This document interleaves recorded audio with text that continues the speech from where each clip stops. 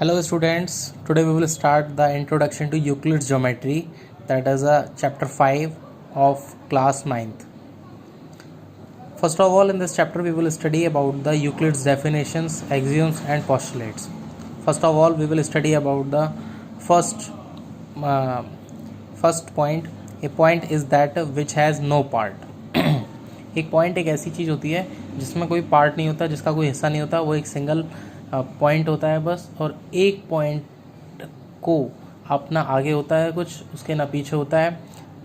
तो हम कह सकते हैं कि a point is that which has no part. एक पॉइंट एक ऐसी चीज़ होती है जिसका कोई हिस्सा नहीं हो सकता। उसके बाद हम आगे बढ़ते हैं। A line is a breadthless length. एक लाइन एक ऐसी लंबाई होती है जिसकी कोई चौड़ाई नहीं होती। एक लाइन अगर आप ड्रॉ करते हो तो आप देखते हो कि एक लाइन जो होती है उसकी कोई चौड़ाई नहीं होती। एक लाइन आपने ड्रॉ कर दी, अगर आप उसकी ब्रेथ मेज़र करोगे तो लेंथ के रेस्पेक्ट में वो नेग्लिजिबल होती है। तो इसलिए हम कह सकते हैं कि line is breathless length. The ends of a line are parts. हमारा थर्ड पॉइंट है, the ends of a line are parts.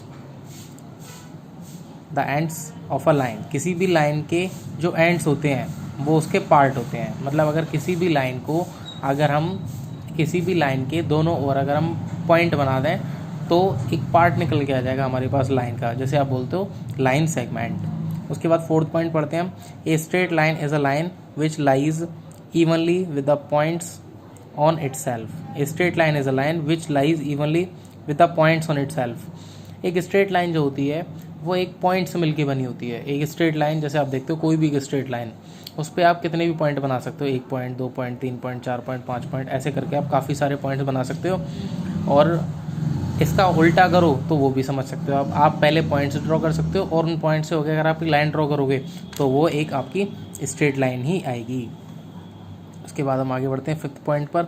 A surface is that which has length and breadth only.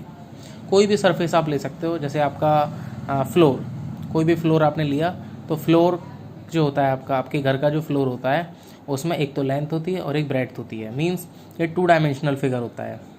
A surface is that which is length and breadth only.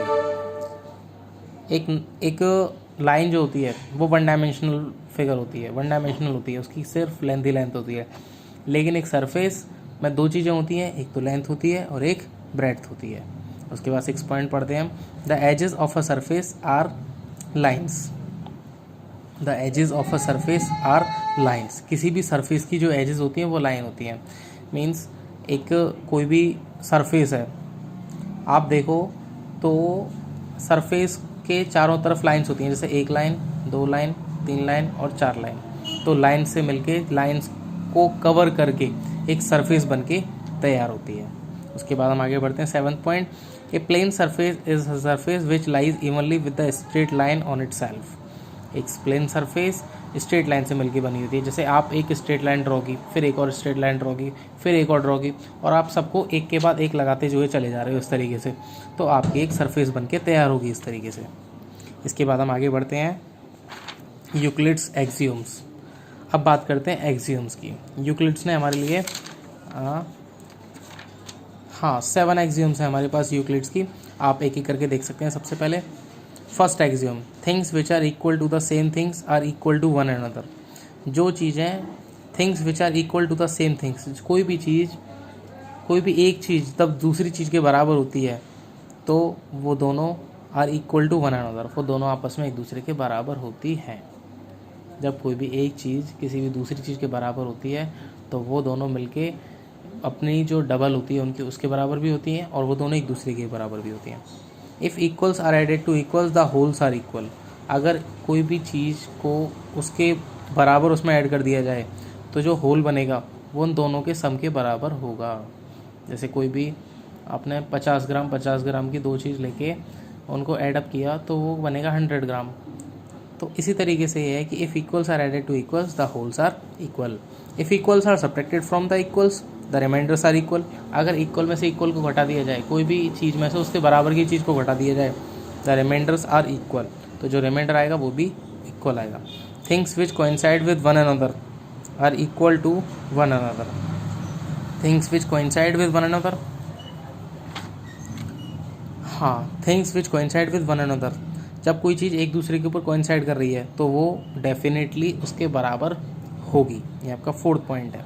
जैसे आप कोई भी चीज़, एक example लेता हूँ आपके लिए, जैसे आपकी मैथ्स नोटबुक एक बच्चे की और मैथ्स नोटबुक दूसरे बच्चे की। आप एक मैथ्स नोटबुक के ऊपर दूसरी मैथ्स नोटबुक रखोगे तो वो दोनों एक दूसरे को कोइंसाइड करेंगी, और अगर वो कोइंसाइड कर रही हैं, वो डेफिनेटली वो कोइंसाइड करेंगी, और इसलिए कोइंसाइड कर रही हैं, इसलिए वो दोनों एक दूसरे के बराबर होंगी।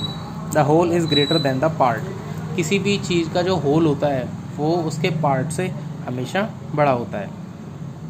कहने का मतलब ये है कि किसी भी चीज़ का पूरा हिस्सा, जैसे आपने एक रोटी ली और उसी रोटी को फिर तोड़ दिया, तो पहले आपने उस रोटी की फ़ोटो खींच ली और फिर तोड़ने के बाद फ़ोटो खींच ली, तो उसके अब तोड़ने के बाद दोनों हिस्से उस पहली वाली रोटी से हमेशा छोटे आएंगे।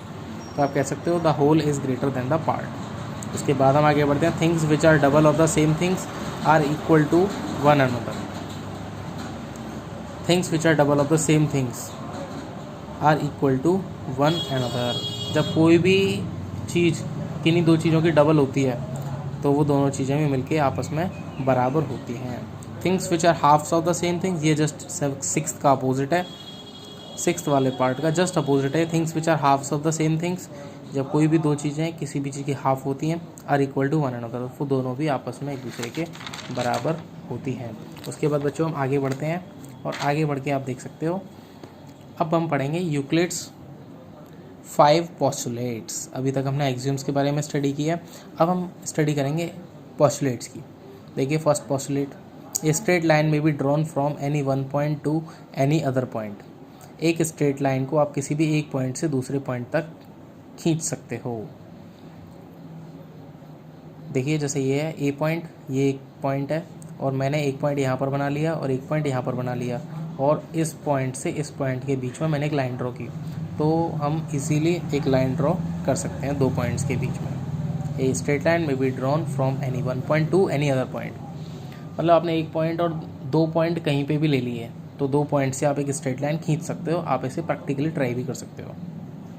उसके बाद हम आगे बढ़ते हैं। A terminated line can be produced indefinitely.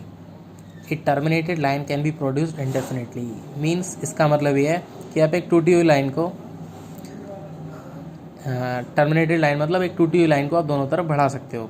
कोई भी लाइन टूटी हुई है, आप उसे आगे भी बढ़ा सकते हो, पीछे भी बढ़ा सकते हो। मैं इसका एक एग्जांपल दूं आपको, जैसे कोई टूटी हुई पटरी है, टूटी हुई पटरी को आप आगे की तरफ भी पटरी लगा दोगे और उसके पीछे की तरफ भी पटरी लगा दोगे, तो वो दोनों